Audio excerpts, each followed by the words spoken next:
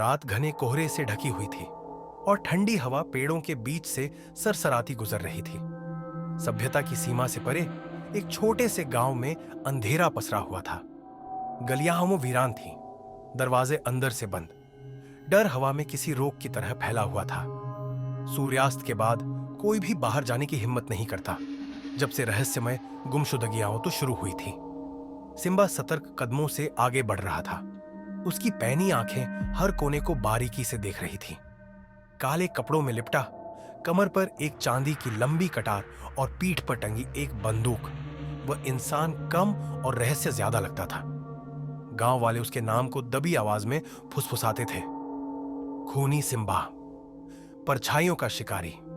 कुछ लोग उसे रक्षक मानते थे तो कुछ उसे श्राप, लेकिन कोई भी उसके तरीकों पर सवाल नहीं करता था। सिम्बा कई दिनों से एक रहस्यमयी सत्ता का पीछा कर रहा था। यह कोई साधारण आत्मा नहीं थी, यह एक रक्त पिशाच था। एक ऐसी भयावह शक्ति जो जीवित लोगों की आत्माओं को चूस कर उन्हें निर्जीव परछाइयों में बदल देती थी। आखिरी बार इसे गांव के कुएं के पास देखा गया था, जहां एक छोटा बच्चा अचानक गायब हो गया था।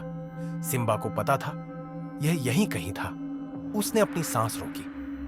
हवा में अजीब सी ठंडक घुलने लगी थी। उसकी रीढ़ में एक सिहरन दौड़ गई, डर से नहीं बल्कि किसी अलौकिक शक्ति की उपस्थिति महसूस होने से। उसने अपनी कटार के ठंडे स्टील को छुआ। शिकार शुरू हो चुका था। सिम्बा हमेशा से शिकारी नहीं था। उसका अतीत रहस्यों से भरा था, जो खून और खामोशी के पर्दों में छुपा था। कभी वह एक साधारण इंसान था, शायद एक सपना देखने वाला भी, लेकिन जिंदगी सपनों को डरावने सच में बदलने का हुनर रखती थी। उसने वो चीजें देखी थीं जो किसी भी इंसान की सोच से परे थीं। ऐसी ताकतों से लड़ा था जो विज्ञान और तर्क से परे थीं। उसका केवल एक ही नियम था, खतरे को खत्म कर दो, इससे पहले कि वो तुम्हें खत्म कर दे।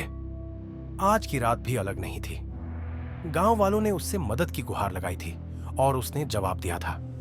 लेकिन शिकार सिर्फ मारने का नाम नहीं था, यह समझने की कला थी।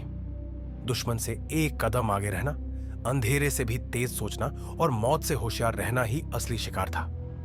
सिम्बा कुएं की तरफ बढ़ा। उसकी सभी इंद्रियां सतर्क हो गईं। हवा में सड़ांत फैली थी। वह कुएं के पास रुका और अंदर झांका। ठंडी गहराई में कुछ अजीब था। फिर एक धीमी करुणा भरी आवाज गूंजी, बचाओ। वह जानता था कि यह जाल है। रक्त पिशाच परछाइयों से निकला।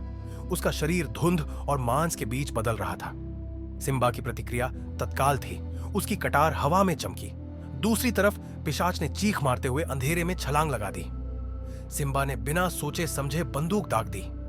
गोली घने अंधेरे को चीरती हुई निकली। एक चीख हवा में गूंजी, पर यह राक्षस की नहीं थी। सिम्बा का दिल रुक गया।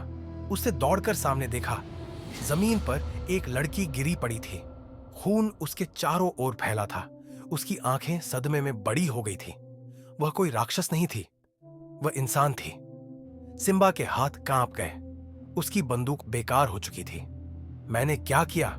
गांव वालों ने उसे लड़की के शव के पास खड़ा पाया। उनके चेहरे भय और अविश्वास से भरे हुए थे।